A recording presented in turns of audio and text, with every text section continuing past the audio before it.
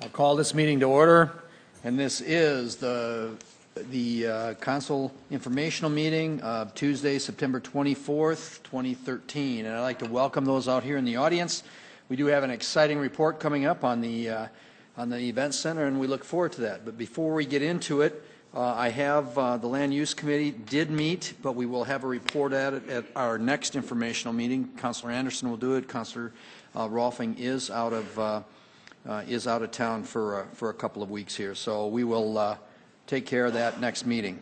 That being said, is there any open discussion we have going on right now? Yes, Councilor Erpenbach, please. I just wanted to share real quick, because I know you've all seen it in the media, but I just wanted to share my personal experience with the railroad cleanup project on Saturday. There were a ton of people out there from several different neighborhoods, and I worked with the All Saints neighborhood, which is sort of in this area, and it just was fun to watch and fun to be a part of. But my hope is, because we worked with railroad staff as well, they were with us the whole time, and we found all kinds of interesting things, but my hope is that we can work more closely with the railroad in the future. Staff was amazing in getting this organized, but we were to the point where the grass was so tall at this time of year that I was wet beyond my knees. My shoes were squishing and I was soaking wet, and I never stepped in the creek, I promise. So I just hope that there's a time that we can organize. I know that they mow it for the fair, and so I'm hoping that we'll be able to organize that better, because these folks worked really hard. I was kind of there going, good job, guys, and walking around and picking up little things here and there, but it was an amazing project, and I hope the city continues with it and that we work closely with the railroad to make that happen in a better way. Thank you very Thanks. much. Great. Thank you very much. Is there anything else before the council? Open discussion items? Okay, there being none, we will move into the monthly event center project update. And who's going to kick it off from the administration? Okay, Kendra. Thank you. Hi, good afternoon. Kendra Simmonsma, Special Projects Manager with the Mayor's Office. How is everyone today? Good. We are happy to be here. This is our bi-monthly. We come here every other month, so this is our bi-monthly, and I'm going to get started. Mark Cotter would normally be going through this section, and so he's on his way, so I'm going to pitch it for him. So let's give an update on where we're at with our design and construction activity going on with the project. You can see here, this is actually a very early morning shot taken on August 22nd from facing western, looking into the bowl on the western side. You can see that the trusses are, this is one of the main parts of the truss going up. What Mortensen does is it goes up in two pieces, and they do what's called a mid-slice connection, and so you can see half of it going up here. And the point of this slide is that all the trusses have been, the main 6 trusses have been installed or set, and our building is well on its way to enclosure, which is all the things that we talked about as a major milestone by the end of this year. And so this is just, we think, a very cool picture to show that in the early mornings the steel is actually flying over our building.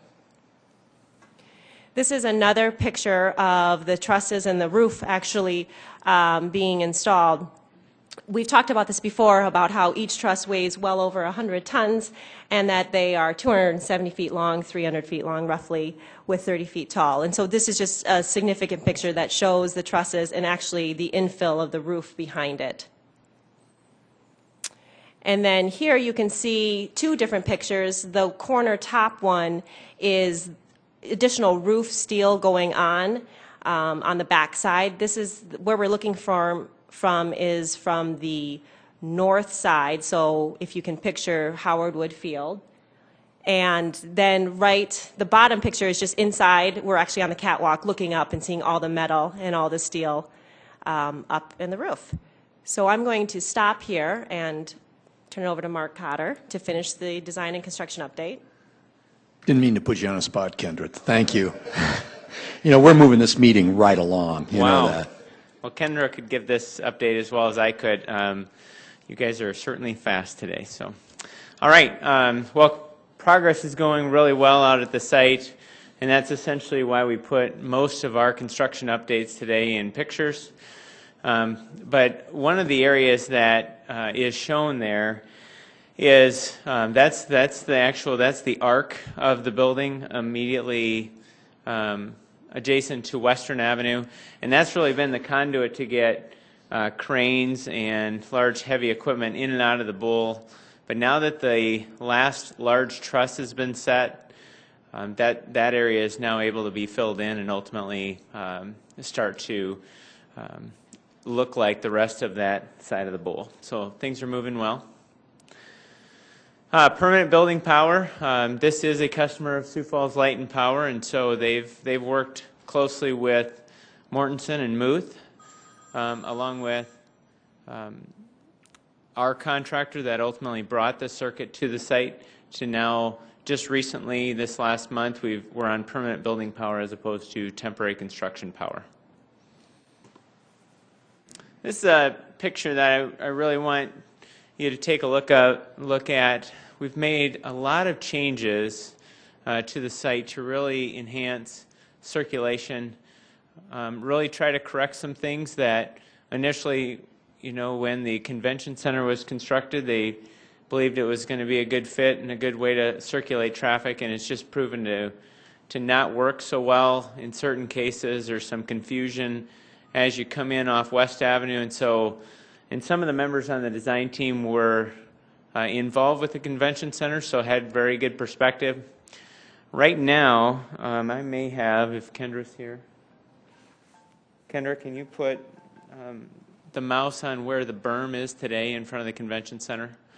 So right now, that area, that's where that large berm is today, and then immediately next to the convention center is only a fire lane, really a drop-off lane. Well, that's all been, it's in the process of that large berm is all being removed.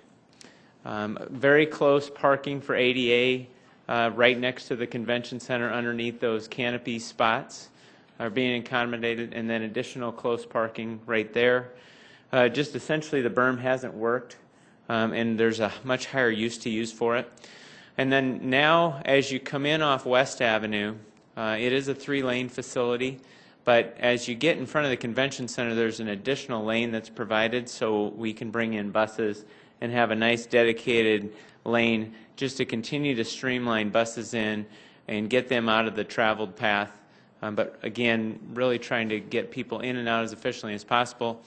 And the other thing I'd just like to point out is at those major crossings, that's the main entrance into the event center, and then the main entrance into the convention center, and then the arena. All of those on the road are what they call those raised tabletop speed bumps, and so it just brings more awareness to the amount of pedestrians that will be crossing at those areas. If you drove in front of Drake Springs Pool, we've done our first one there. These will effectively be larger, but anyway, you'll see those at a lot of large universities that have a considerable amount of pedestrian crosswalks to just, again, enhance that there's pedestrians using those areas and to be cautious. So as you go out today, we'll give you a couple bird's eye pictures of the site work that's happening. This is on the north side. This is adjacent to Howard Wood. The key there is that we want to highlight is that our engineer that's been focused on the site work, Shannon Verhey, networked with some other communities and really talked about the need to increase the width of the sidewalks that are in and around these facilities to appropriately move people. And so those have been accommodated, and those improvements were built prior to all the Howard Wood field events getting started. And then here's a picture. If you look at the picture on the top first, that's Western Avenue, and these are the new improvements that are being fit into those existing parking lots. So those are islands to start to channelize the parking lot in a new way, and then the 3-lane facility off Western Avenue, because there'll be a 3-lane facility on the north and the south side of the facility to have nice circulation. And then as you go to the lower picture, that's just further in, as you can now start to see the Canary Stadium. And that's a new main entrance into that large parking lot that's being constructed. And then here's a picture of what we just got done talking about, that the half of the berm has been removed, and the parking up adjacent to the convention center has half of that's been constructed. We're doing this half at a time to maintain circulation for the facility. And then those large tabletop speed bumps are being formed up and poured as well. So really trying to, again, enhance pedestrian safety, but also move a lot of traffic. And then another key thing that's happened that Mortensen and our Syncombs team encouraged us to do is to do mock-ups. And so we'll do selective mock-ups when you've got a number of the same bathroom, for example, that will be built throughout the facility.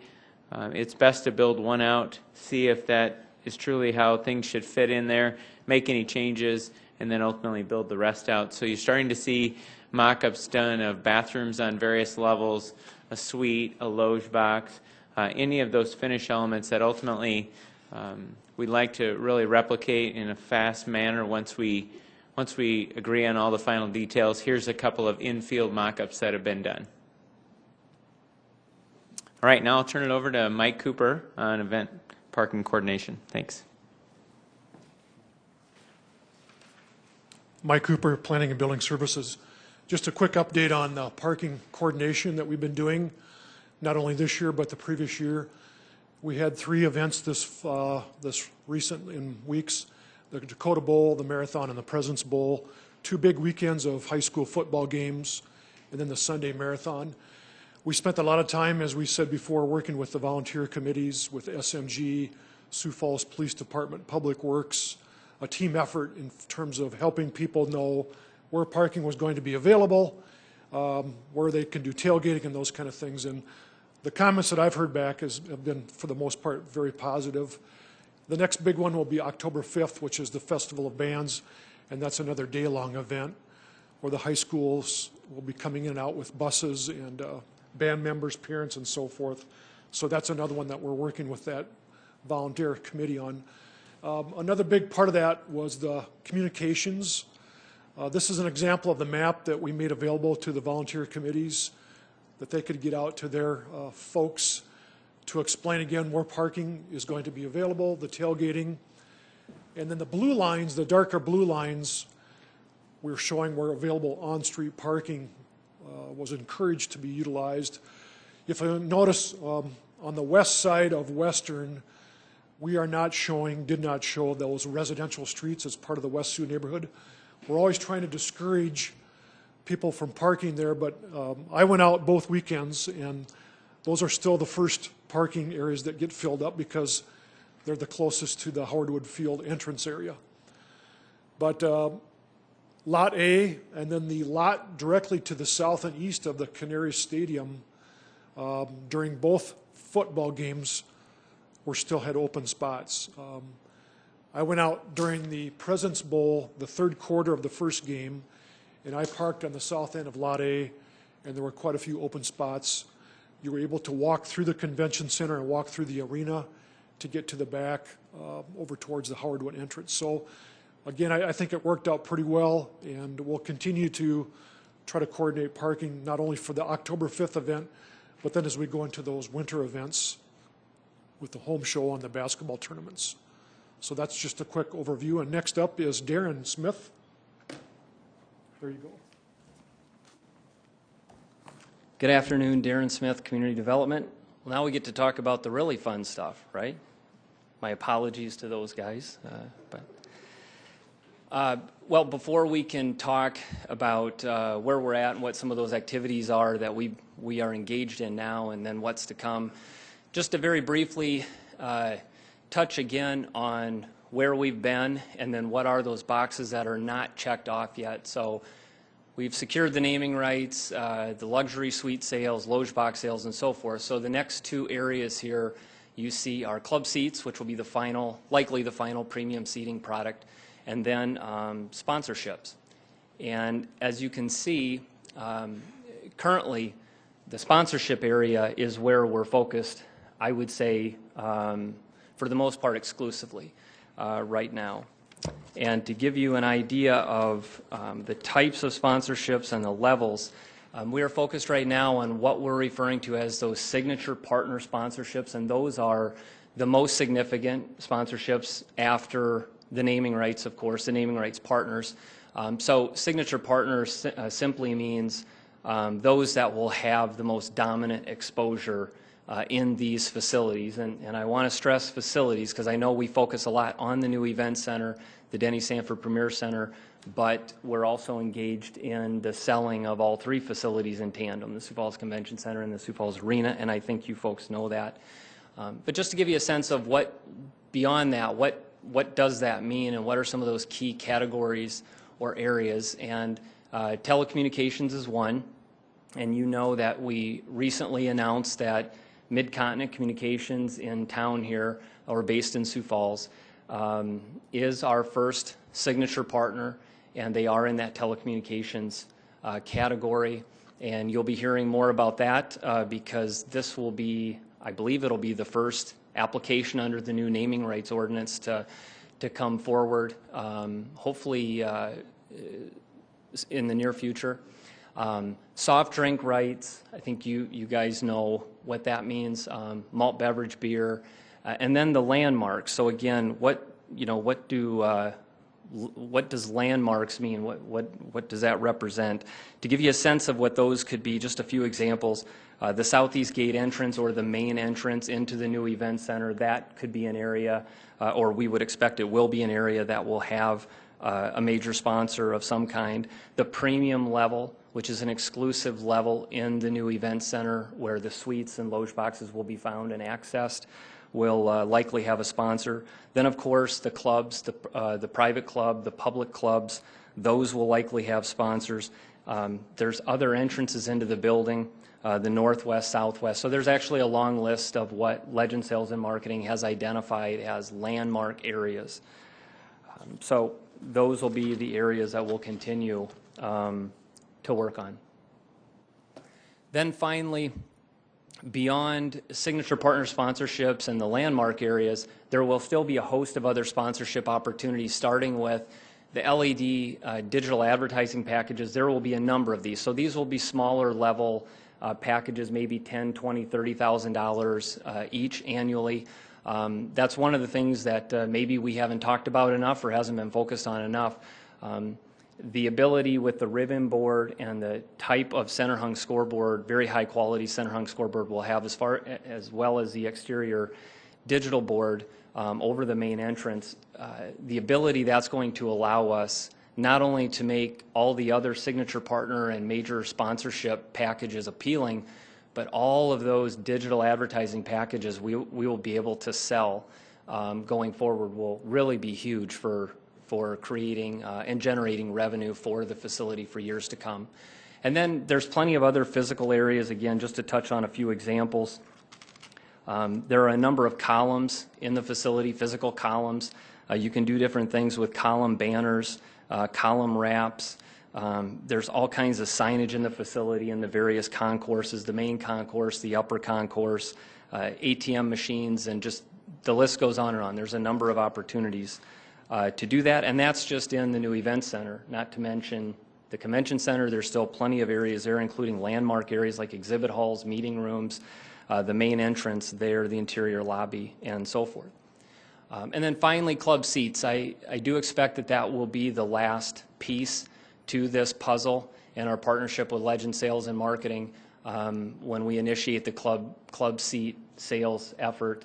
And we would expect that to happen anywhere from late this year to early 2014. We really are dependent on getting the seat manifest completed, and that's something that Mark and Kendra and others are working on, and so we can't move forward with this effort until that has been completed. So, and with that, I believe Tracy is coming up next, and then we'll look forward to any questions.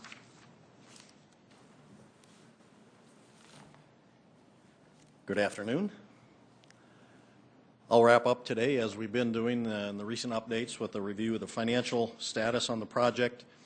The project funding, of course, has really remained unchanged for the last year or so at $117 million.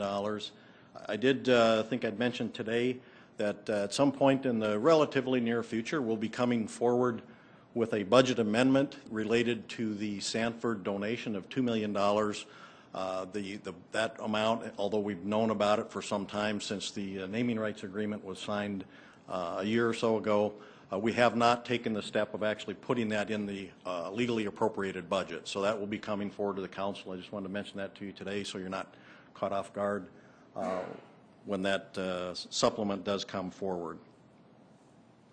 The project, and these numbers, of course, are through August 31st. We've expended about $47.4 million of that total of $117 million. That's up about $11.7 million or so from our update 2 months ago. So we're spending the money at a good pace, and that's as we would expect given the stage of the project we're at. About $11.4 million of that is for construction costs over the past couple of months, and the most of the rest of that was for professional fees. So we're at about 40% expended at this point. I think as you're well aware, and we've been saying for some time, the project is on budget and on time, so things are progressing very well. And with that, I'll just mention that we will be back in another 2 months for our next update, and with that, we'll stand by for whatever questions you might have. Thank you, Tracy. Are there any questions on the Event Center? Kermit, please. I'm not sure who I should address this to, maybe Darren. Thank you for the presentation on all these opportunities for making a lot of money. But there's one area that hasn't been discussed at all, and that's in regard to contracts dealing with indoor sports. Mm-hmm. What's going on there? Well, I am not the best person to ask that. Tracy, I believe, is a liaison for SMG, and they're engaged in that. Yes, thank you. Certainly the rental of the facility will provide a significant amount of revenue. The opportunities that we've been talking about relative to naming rights and sponsorships and suites and loge boxes, those are new revenues that we haven't enjoyed in the past with the existing facilities. So that's, I think, maybe why some of the focus has been on that, and that's really going to make the difference going forward in terms of operating the facilities in the black. But SMG, as part of their management contract, is responsible to negotiate those deals with tenants, and I know they are actively at work at that, talking with the hockey team. I don't believe they've reached a final agreement yet, but they certainly are progressing well, and I would expect in the relatively near future we will see that fall into place. We're still a ways away from opening the facility, so I don't think anybody is concerned at this point, given the time frame that we're working under. So, also, I understand too that the contracts that they have right now for the arena are going to expire very soon. Is that correct or not? No, I don't believe that's correct. Do you know when their contracts expire then? Not off the top of my head, I don't. Okay. Thank you. I will, if I might just interject something concerning marketing just a tad bit. I have been involved in a couple of different focus groups concerning marketing. And of course, the emphasis that we've had so far has been on the construction side of the project, because that is what is interesting for people. That's what's driving the cost. Everybody's concerned that we stay within the budget amounts concerning that. At some point in time when we can get a guaranteed lock-in date, as far as when the opening is, SMG continues to tell us that that is key for their promotions to getting events coming in and things like that, because they can't really sell it until we know when the doors are actually going to open up, because nobody really wants to make that kind of a commitment if the facility isn't going to lock up. So we're staying in very close contact. There is a marketing group that's kind of focusing in on that. Terry Schmidt's involved with it, as well as SMG. I'm sitting in on it. Kendra sits in on it also, and Darren sits in on it also, just to keep everybody informed as far as what's going on from an event marketing standpoint. I know Terry just returned from SMG, just returned from a function down in California where he was dealing with a number of different promoters, talking about the facility, promoting our facility and all those things, and we're really he's really extremely optimistic about the opportunities that we're going to have. And we will share that information. I'm sure he will share that information too as we get more into it. Councilor Erpenbach. Thank you. A question, I think it must be from Mark. Can we go back to the slide on site improvements and better circulation? Yes. I mean, I don't want to make too much light of it, but it was the perfect parking lot when it was built, you know? I mean, we were just sure, this is Right. it, man, this is it. Right.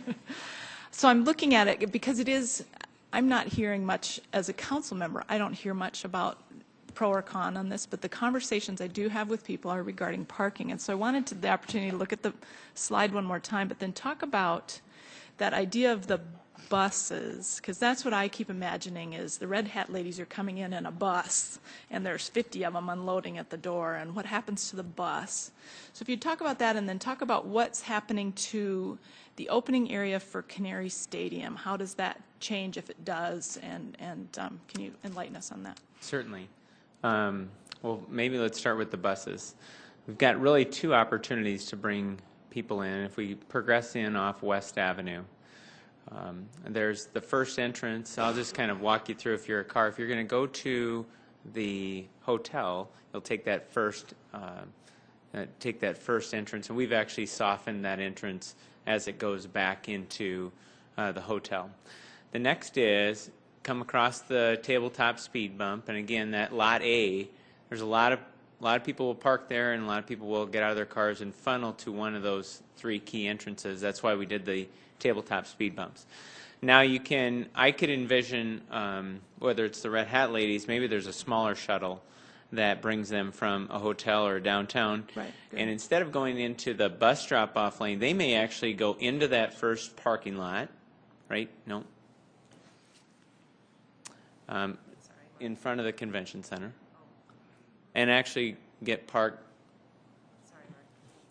right in front of go right to the main entrance of the convention center. That parking lot right next to right there. That is also an area where a small shuttle could pull, and it'd be a shorter walk in to the facility and then out. Really, that additional lane, the fourth lane with that landscaped median that's out there, that's going to fit several buses, not only for drop-off but pick-up. And that's where we really challenged our architects, local and Sync Homes, to really help us fix this area. And there's so many people that come and go from this area. We want it to be safe, but we expect shuttles are going to be a bigger, more used in Sioux Falls as we grow and try to link in more hotels, more downtown to and from, and that's why that was accommodated. So does that help? Yeah, I hadn't thought about shuttles because, I'm going to buy a package. I'm going to stay at XYZ Hotel downtown, and I'm buying the package. They're going to take me there, and they're going to pick me up and bring me back, right? That's I hadn't right. thought about that. That's great. Good thinking. Yeah, I'm sure the original concept of that berm that was there was probably irrigated, well maintained. Ultimately those things take dollars and energy to maintain. There's just such a higher use that once we started to look at, okay, if we cleared the site and started over, one of the comments that Jeff Hazard made is, as you come in today, and whether you go kind of to the right and you drive in the fire lane, or if you turn, it's a little confusing right there. And one of the things we want to do is just remove any confusion. And so everything is specific drive into areas. So it's not this kind of, you can go into the fork of the road and make your decision.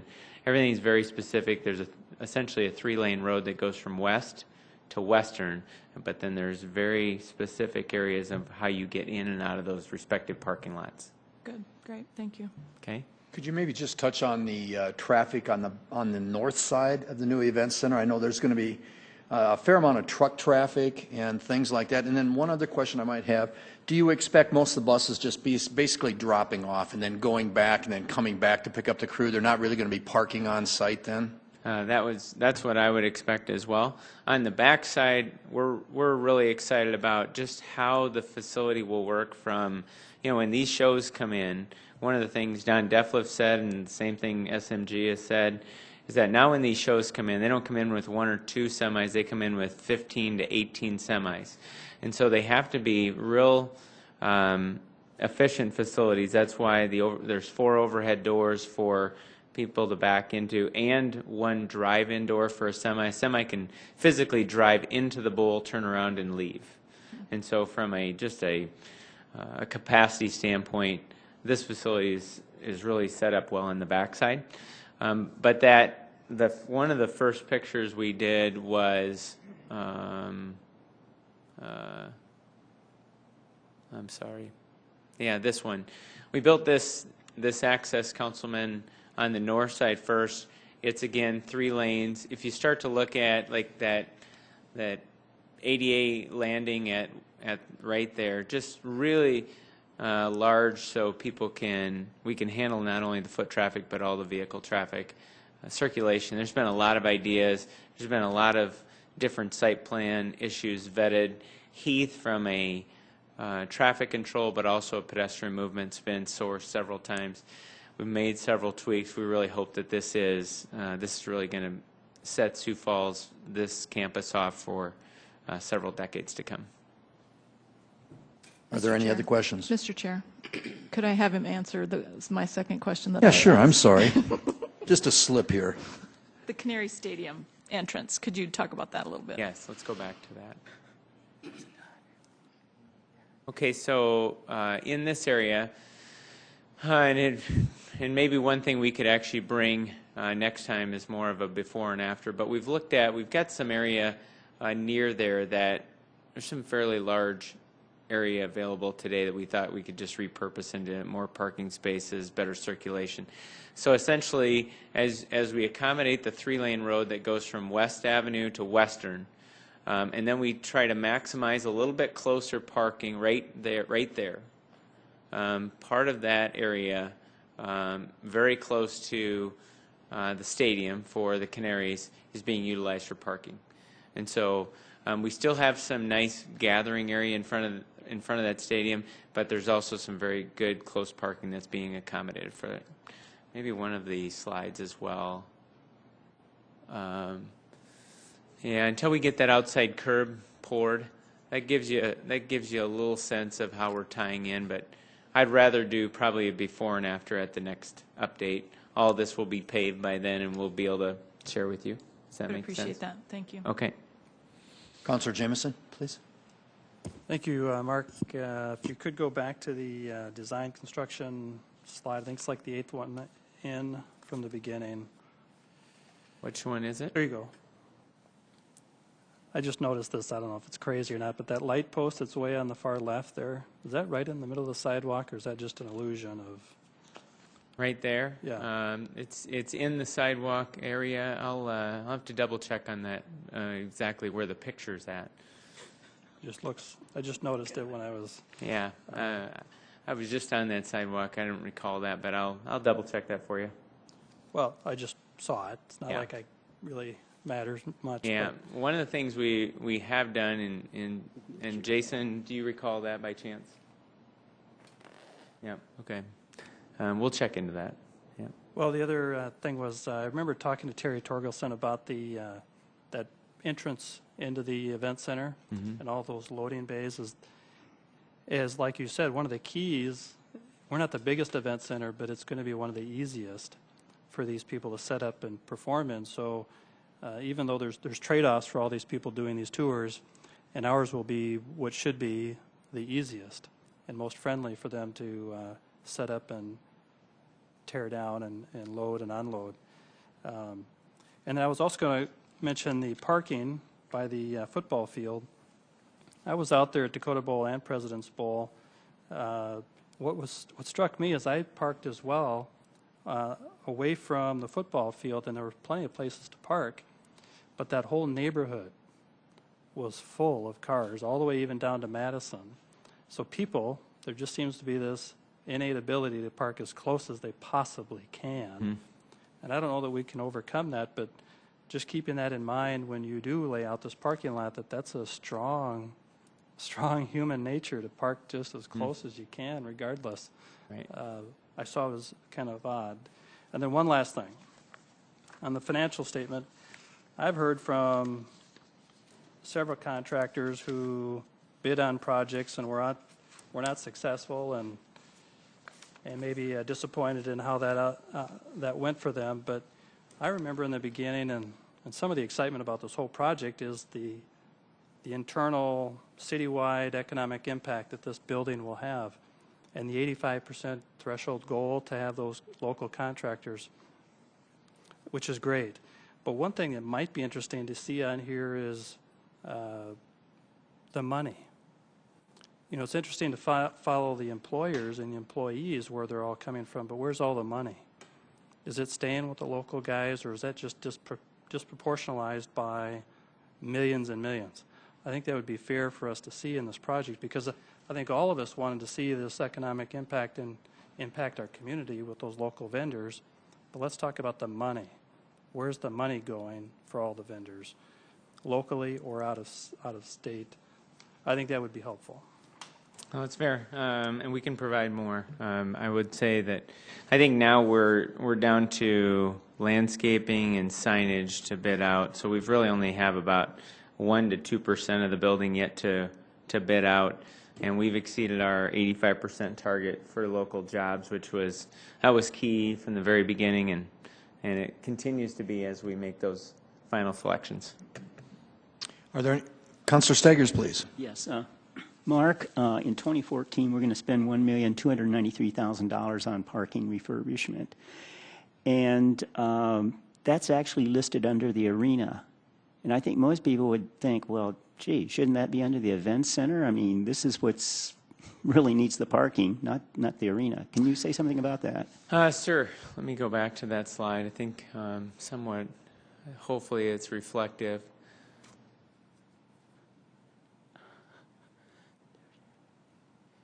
Try to see if I can pick a good slide. You know, this is maybe somewhat reflective. But as you see the parking lot that was tied into here, and I'm thinking this is a good image, but thinking more that there's work to do really on the south side, you know, near the arena. This is next to Howard Wood Field. But most of these parking lots, they need work, irrespective of the event center. And since it is a campus, and if the event center hadn't gone through, it's still important to invest in those parking lots. And so, you know, that's the strength of that 5-year capital plan. The arena, just like plumbing upgrades, digital video board, that primary parking lot next to West Avenue is one that's key that we've got to make some investments in, because it's been crack sealed multiple times. The one thing that happens with asphalt is that over time that oil gets oxidized, it begins to shrink, and you've got to crack seal it multiple times. It's time to make an investment into it. That's why it's budgeted into the arena. Can you show us on a map exactly where that's going to be done at? Yeah. So there's a parking lot on the top of the page. That's part of that improvement, and that would include, that's a significant upgrade. We're going to mill that parking lot, I think 2 inches, and then repave it. You know, when you get something like that, it's subjected to all the weather. If you don't invest in them, they're really going to degrade. And I would be the one to tell you that I do think that's outside the event center project. As we planned it, at some point in time, you have to somewhat draw a line on the campus and say, okay, from this point on, this is really for the event center, and it's a new improvement. That which is contemplated there is really a maintenance activity, and there's other parking lots on the site that need maintenance as well. So does that answer your question, Counselor? Kind of. If we could still see a map of, you know, there's that you were showing about the bus, how they, yeah, so now the parking lots that are going to be refurbished are, which ones, Mark? I know it's Lot A. Honestly, I'd have to. Lot A. That's one of our key ones. But we could also bring that back next update and share with you those CIP investments to see if Lot B has any scheduled improvements as well. So if we can add that onto an update of what changes will be near the Canary Stadium and ultimately the capital plan investments for the parking lot needs. Great. Councilor Anderson? If you'd want it before then, I can send it to you in a memo, or we can just add it to our next update. Next presentation's okay. Okay, great. Councilor Anderson, please. Also, a request for the next presentation, per Councilman Stagger's question earlier about the core tenants of the event center or arena. I'd like to request Terry Torgerson be here to answer some questions on that, please. Tracy, you'll have that. Okay. Very good. Are there any other questions this time? Okay. Thank you very guys. much. Great presentation. Look forward to the next. Oh, I do have one. Excuse me. I'm sorry about that. It's my understanding then by the time you show up next time, we should be fully enclosed, and we're going to be operating on the power plant, the heating and air conditioning plant that are in there then? We're working close. That would essentially be, that's going to be very close. Jason? Yeah, with the next report, I'll be in the end of November. We will be on a permanent heating system. Cooling system won't be necessarily up and running. Right. But the permanent heating system will be up and running at that time. And we'll be enclosed with the roof being complete at that time. We may have some temporary partitions as it relates to some window openings, just to allow for deliveries in and out of the building itself.